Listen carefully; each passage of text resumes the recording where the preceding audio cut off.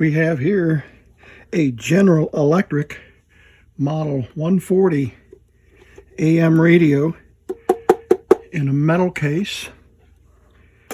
I got this as a gift from a very dear ham radio friend, and he said that he believes that it worked momentarily when you plug it in and then it fades, something like that. But you can see it's got the spring-loaded door and AM tuning, loud and soft volume. And then this is the switch. If you remember, on some of these radios, the power switch is built into the lid, so when you open the lid, it turns on, like some of the Emerson radios. So this is an AC DC battery setup, which is rather unusual. It's got a spring-loaded battery compartment. It is UL listed. And we've got the cord here, the original end on it. And you gotta love that. Original end. And let's see, there's the battery terminals. Well, let's see if we can get it open here. Yeah, there are connections there and there, and then there's a 45 volt. I don't remember. I just don't remember what these connections are, but we'll look at a schematic for it, and I believe these are 2D batteries, and then the square battery fits down inside there. So the square battery fits down inside there, the 45 volt, and then there are 2D batteries that set in here for the battery power. But we have the advantage in this time of an AC operation. So why don't we do this before we plug it in and smoke it? Let's take a quick look at the schematic on this General Electric. Okay, I found a couple of nice treasures online. First of all, this great color ad on the Model 140. It's smart, it's compact, it's powerful. And it's a three-way portable, so it will run off of 110 volts DC, or 110 volts or 120 volts AC, or you can put 2 batteries in it, actually 3 batteries, 2 D-size batteries, and a 67.5 volt battery pack. But isn't that a great ad? This is a 1947 radio. And I found all the schematics and service literature for the radio. And you can see the 1.5 volt batteries here, A, and the B battery, 67.5 volt battery. And as I have shown you on other radio repairs, I've created a 63 volt battery pack that will snap right into this and operate the plate voltages. And so we'll hook this battery up to the set and put in 2 D batteries, and we'll see how it runs on battery power, if it runs on battery power. And then we'll check, so that battery sits down in there, then the 2D batteries set right in here on top of this pack. So let's hook things up here. The challenge we have is that these snaps, let's see if you can see them. Pull it up here closely. You see they use the large snaps as opposed to the small ones on these battery packs. So what I'm going to do is just run jumpers from here to the power on the radio. and I'll make sure we've got the polarity correct. So we'll look at the schematic and see, make sure that we've got the polarity. B minus. Doesn't show the snaps, but there was no standardization as to which terminal was which, like there is today. But so we'll have to double check and make sure that we're not hooking this up incorrectly.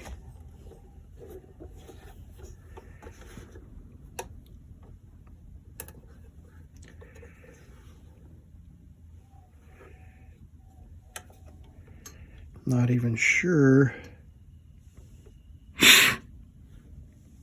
I can snap those D batteries in there without them falling around in there.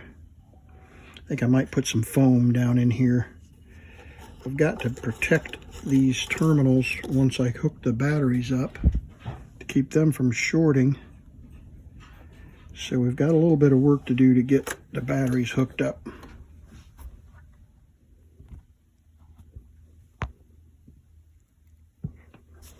Okay, I've got the D batteries in here. I think they were a pistol to put in.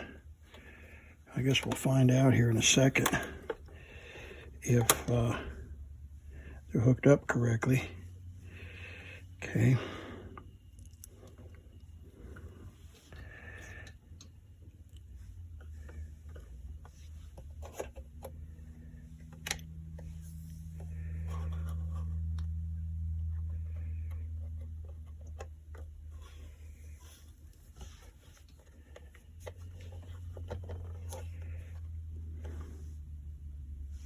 Let's see what it does plugging it into AC.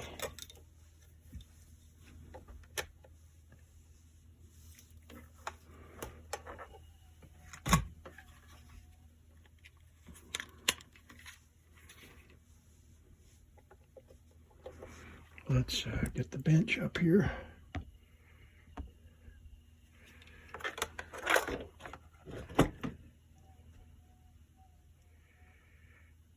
$13 watts.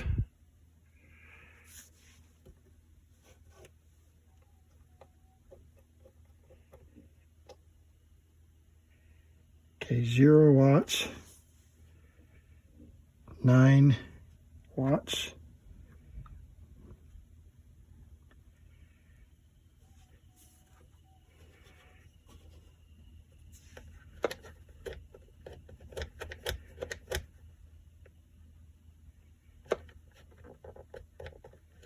I'm hearing a pop, which means the switch might be dirty. Yeah.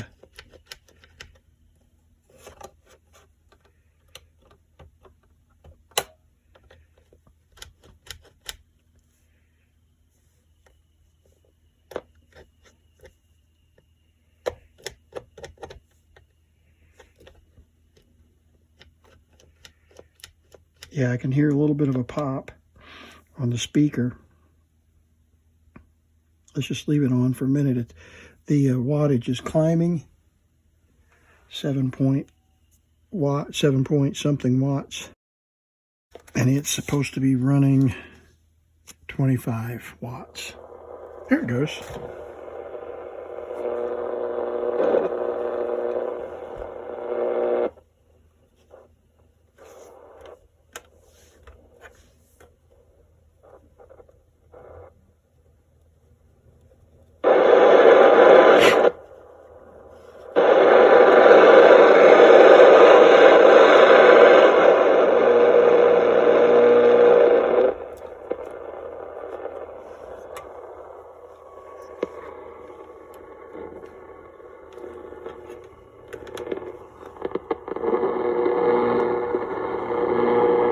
Remember, I'm in a Faraday cage here, so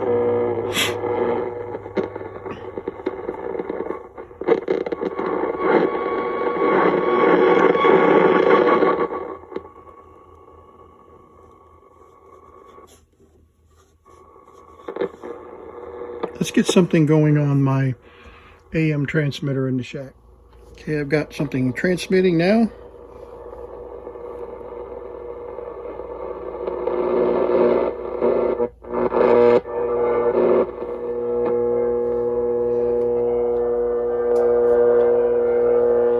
Let's flip this around, see if that gives us any better. Nope.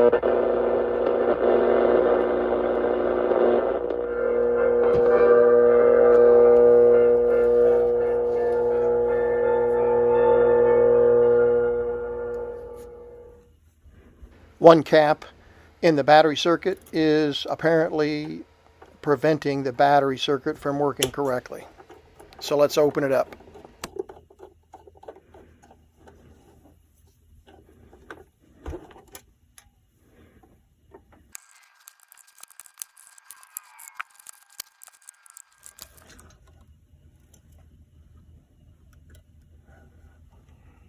There's the interlock.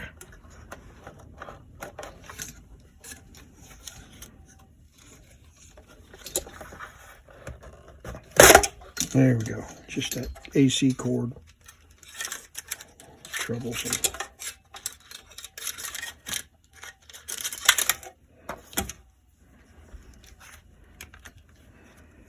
That's what was giving us trouble right there. That AC cord. All right, there's the chassis.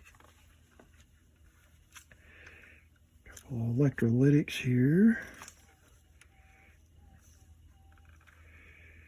Tubes. Creeped out of their sockets just a little. There's the selenium rectifier.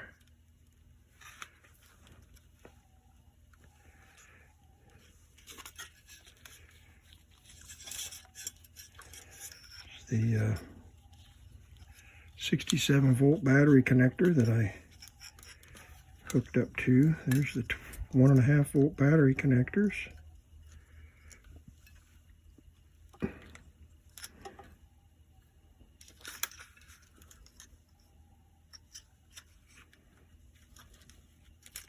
And it's 3 volts. These two are connected together through one wire right there. You can see the wire down here that connects these two positive ends of the D batteries together, and then the two negative sides of the D batteries are connected together by this bar, and there's the other wire. So it uses 1.5 volts and in parallel to last forever. Then the 67 volt battery pack sets down in here like this. And you know, they don't make it very easy to get it in there. You got to kind of get it like this and then turn it and then lay it down in there. These batteries, I'm telling you, very, very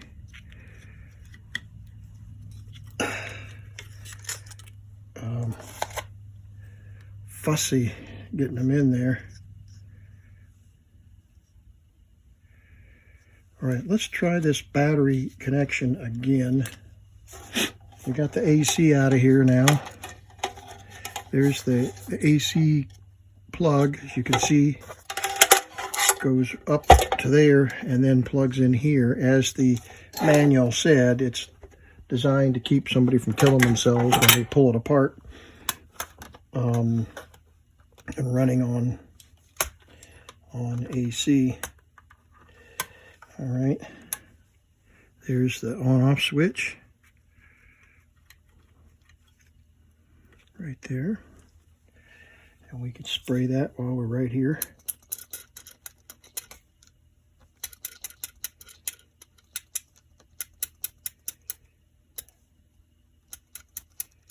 There we go.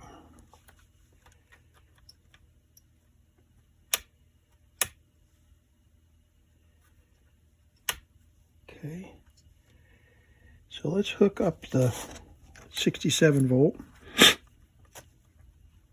and we'll put a 1.5 volt off of the power supply over here, and that way we can see if the filaments are heating up. So I'm going to set this at 1.5 volts.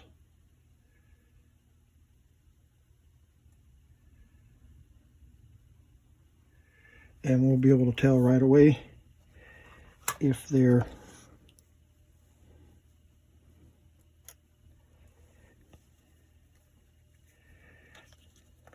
heating up. Okay, I got 200 milliamps. 200 milliamps, so the filaments are heating up. Yeah. So I got 200 milliamps of of A battery. And let's hook up the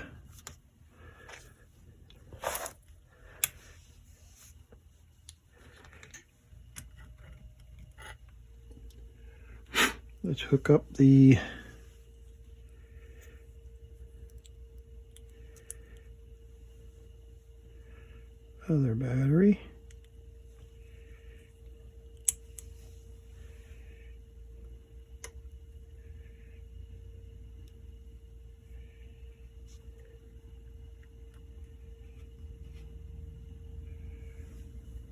You know, I didn't check the voltage on that. It should be at least 63 volts.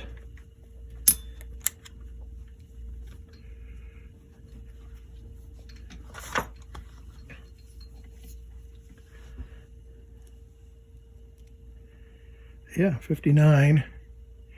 That still ought to be enough to drive this thing.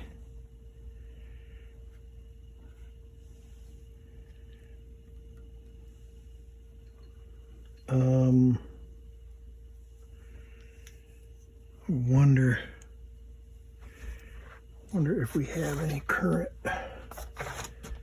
on the plate. I find a current meter here that's actually working. Here we go. Milliamp. Let's check the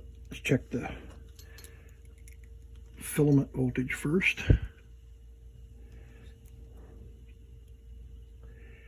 Okay, that says 100 milliamps.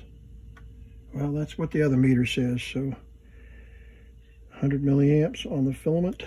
So we know the meter's working.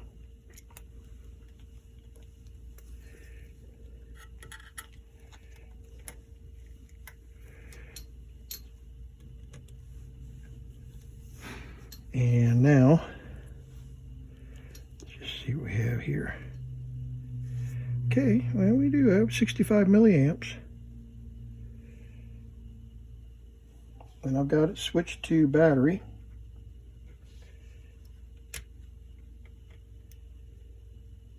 There we go.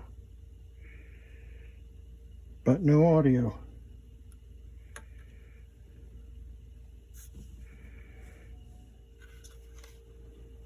Okay, I see a cap in here that's blown out.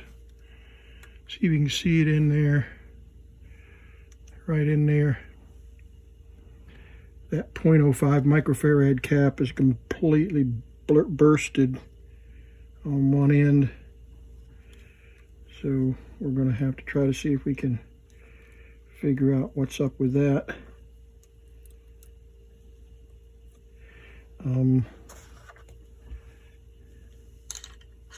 Actually, it looks like it might be completely separated.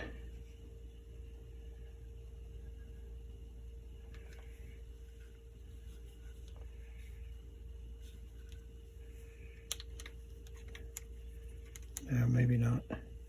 Okay, let's unhook everything.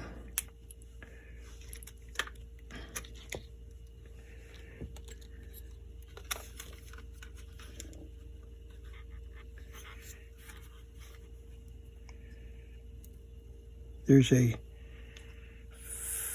resistor a wire wound resistor, and these often open up. It's inside this material here. So let's check and see. I can tell you which resistor that is on the schematic. It's hooked to the selenium. So it's one of these two.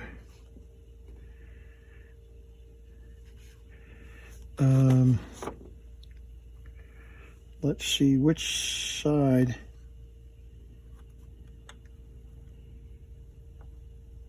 I don't know, let's just check it.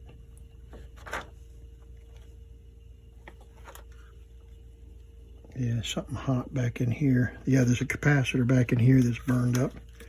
This one back in here is overheating. I can feel it. I can feel it through the case. So there's a cap back in here that's shorted. Man, don't know how we're going to get to all this stuff. It's buried back up underneath this chassis. Look at these things buried down inside here. They're all blistered. Yeah, that one's blistered. And I don't know how we'll get to the back side of that cap.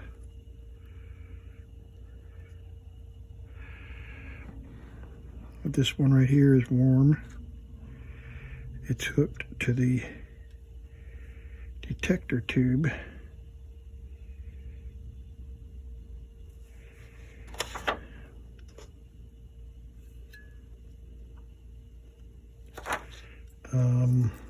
It's hooked to pin 1, 2, 3, 4. It's hooked to pin 4 of the detector.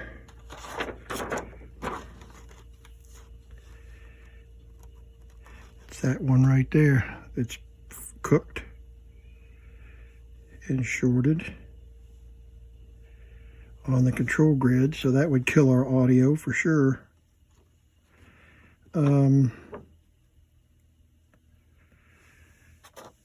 Well, let's check this resistor.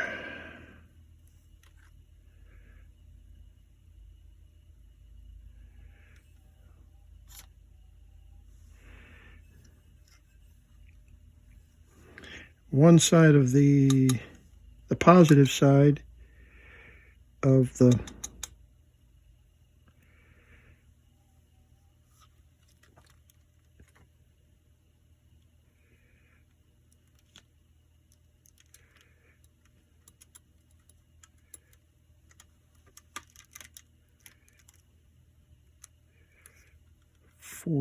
hooked to a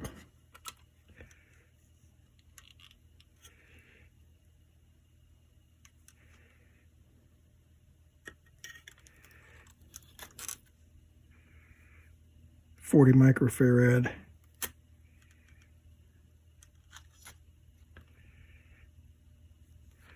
One side of the thing is hooked to the 40 microfarad. That's this one right here. So this resistor, this R14, is this resistor right here. And the other side is of the selenium rectifier is this 33 ohm. So let's check that 33 ohm, just because I know those wire wound resistors are notoriously bad.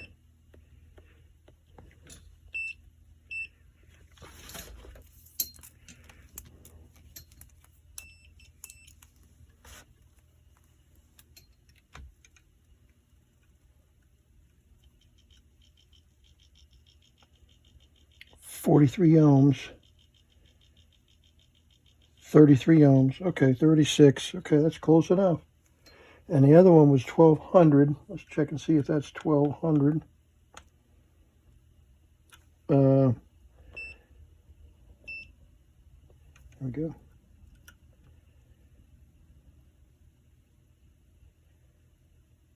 .1200 ohms.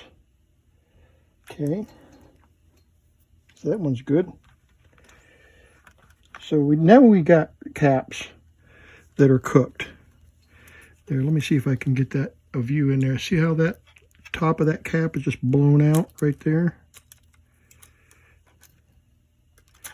So if we pull this one out, we got to replace it anyway. This is a paper cap. So 90 microfarad, 10 volt. So we'll pull that one out, and we can get to this one back here.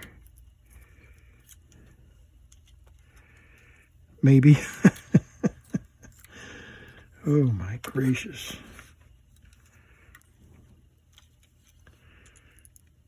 And it's also hooked to, yeah, the 0.05. That's this one right here. 0.05 microfarad. That's the one that's blown up. And then we got that one up there, that 0.1 that's overheating. And this 40 microfarad, who knows? I guess we could check it. Let's just, for giggles, let's see if this meter will do any good on our caps.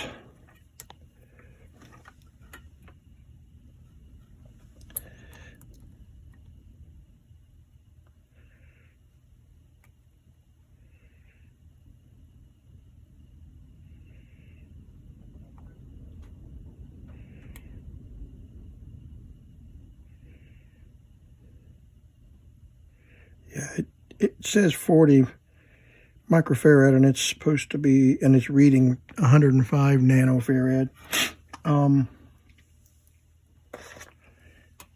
No surprise there, right? These electrolytics are often troublesome. I would like to get it out of circuit, though, to just confirm that. So let's desolder one end of this.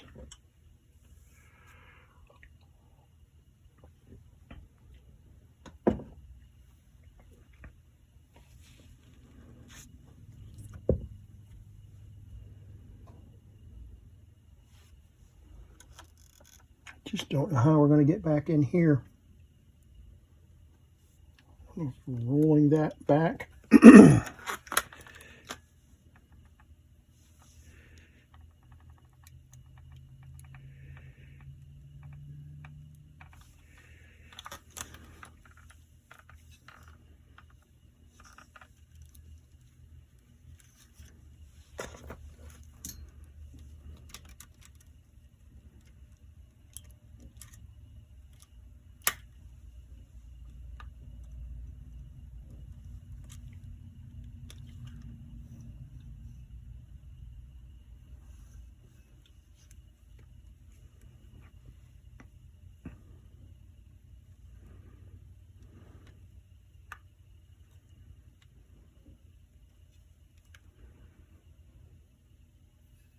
Yeah, there's another one buried down in here too. Well, I really don't know how we're going to get to those.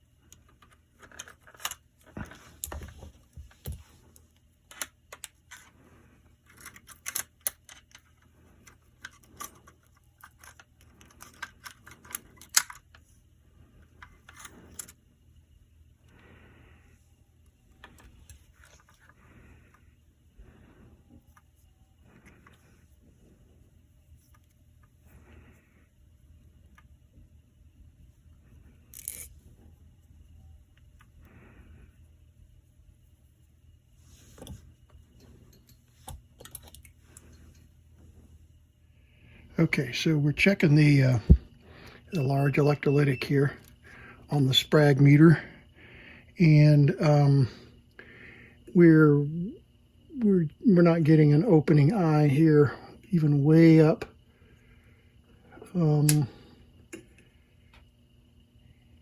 they were getting one. It's just way off scale. Yeah, there it is, way off scale, but it is opening up. So it's much higher than the 50 microfarads. Let's just, for giggles now, try it on the, yeah.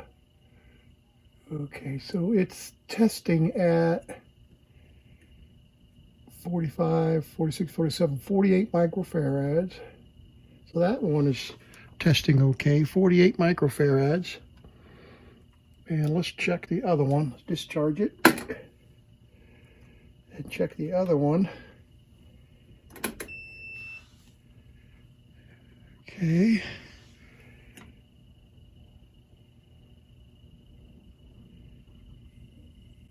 Yeah, about right there. It's reading about 45 microfarads, a little less than 45 microfarads. I wonder if this scale is anywhere near. Yeah, see, it's off scale, but it's just right at above the 50 mark. So that calibration's a little bit off. We'll use that one, and we're getting less than 40, 45, probably 43 on that one. And what did we say we're getting? Ouch! That cap was charged. It's a good way to damage your electronics. Okay. Discharge. Did I break anything? No. It's a miracle that I didn't. Okay.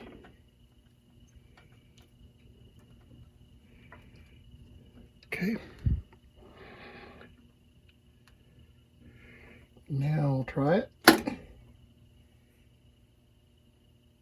There we go. We're at about 45, 46, 47, 48 microfarads. All right, so let's compare that. Discharge.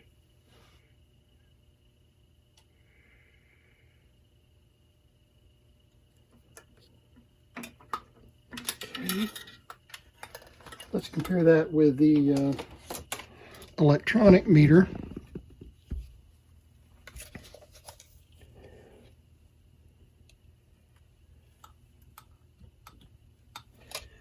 Okay.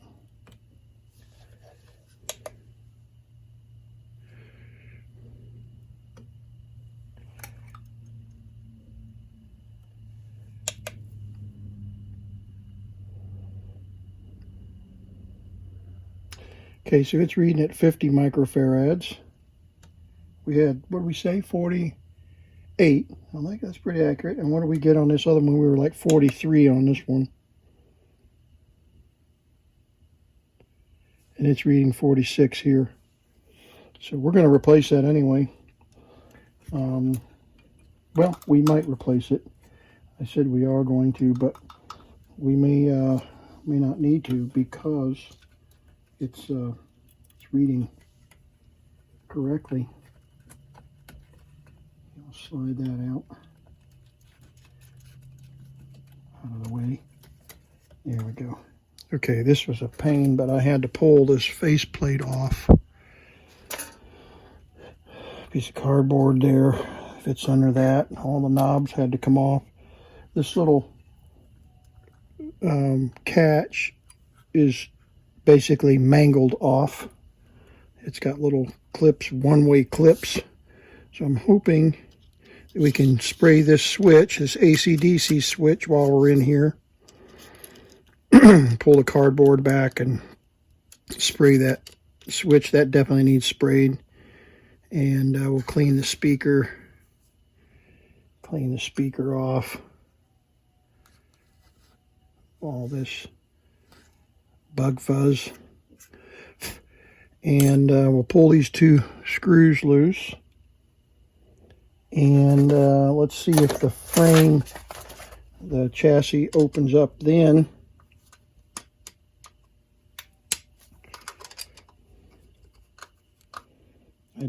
know. There's very, very, yeah, no. I don't know. We'll see. Loosen this other screw up. Really troublesome. But maybe it'll come apart. Okay. Well, the tuner did. The speaker is held up here underneath these screws with two nuts. So let's see if we can get those loose.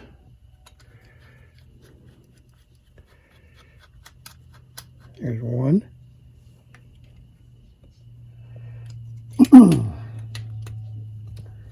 And a lock washer. And then this one.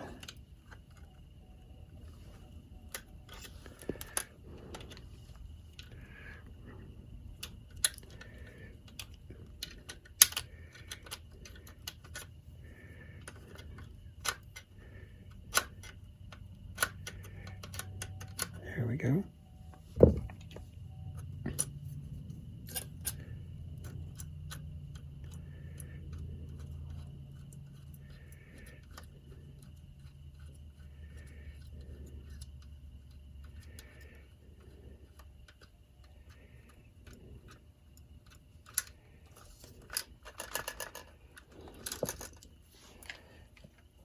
That and lock washer.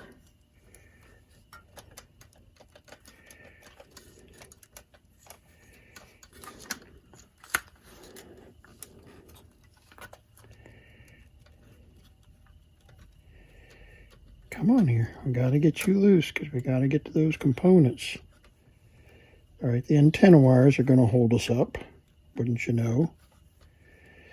And then there's something, all this frame below here.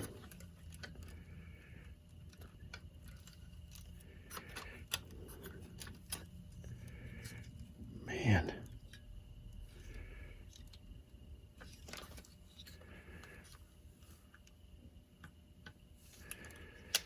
Almost looks like it's spot welded together.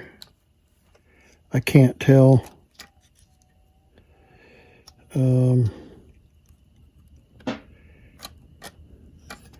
If these screws hold that frame.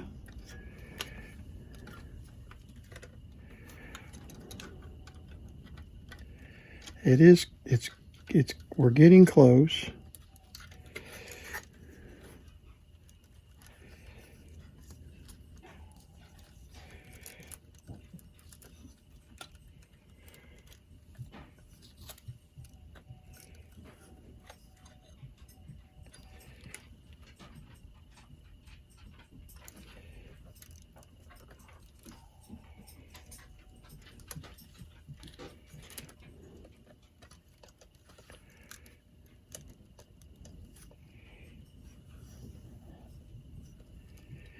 Yeah, this metal frame right here is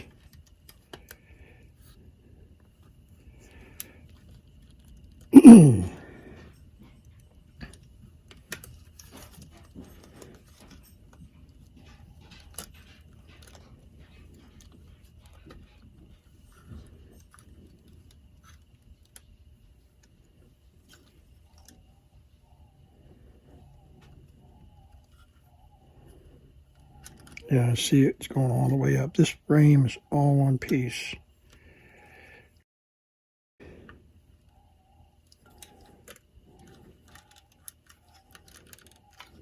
Okay, well, I'm going to stop right here for a minute and kind of explain what happened because I'm going to jump to the finished product.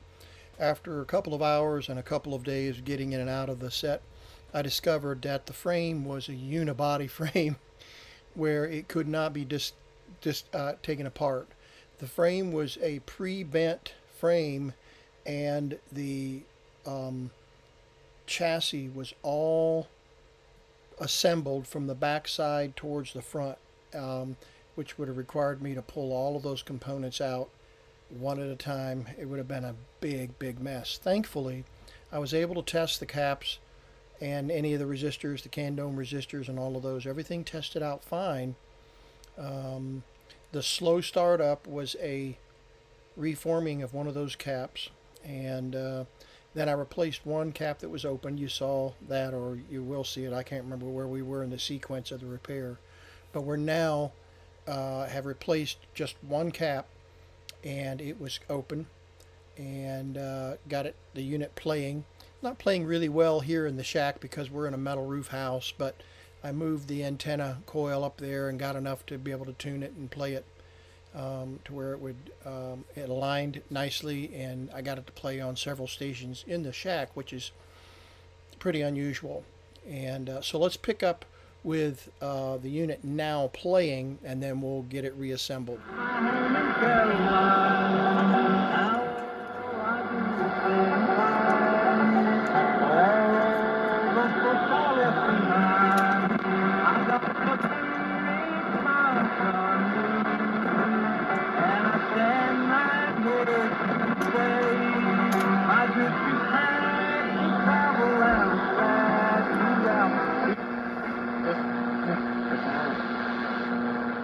Okay, we're going to put it back together, and then we'll test our repair.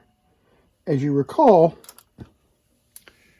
the challenge that we had was getting to all of these caps inside here, and it was I couldn't get to most of them. I did replace the caps that were blown out. I tested the ones that I could test in here. They checked out all right. This rectifier cap tested fine. And anyway, I've sprayed the contacts. I did not replace the selenium rectifier, and I wanted to keep it original if possible. So now I've got to kind of squish this all back together and get it all back in its case. So I'll come back when I get that all squeezed back together.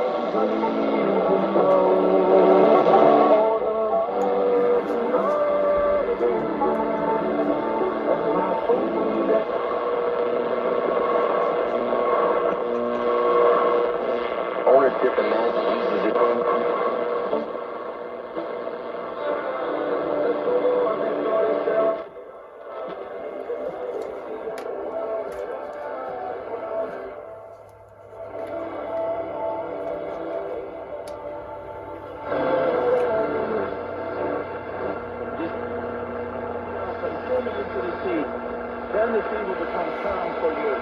For I know that an account.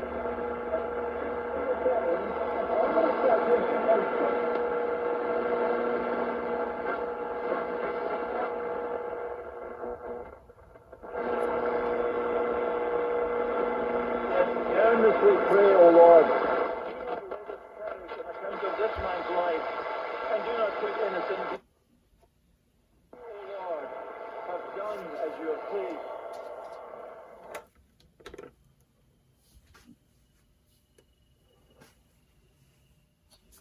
All right, now we're going to hook up the 67.5 volt battery and the 1.5 volt battery to test it on battery power, and we'll have a successful test here, just testing the unit playing on the dry cells.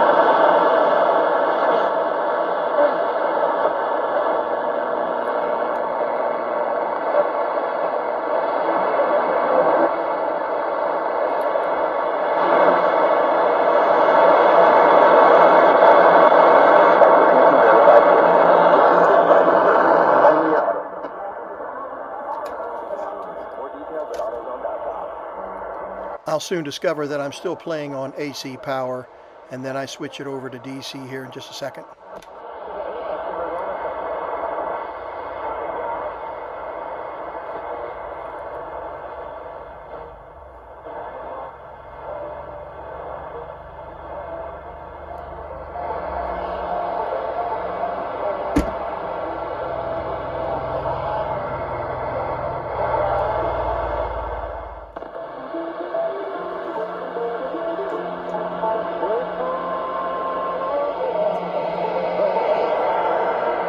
It's the middle of the day and the AM stations are very weak in my area, and then of course we're in a metal roof house which has got terrible reception, so we're not getting a really great performance here.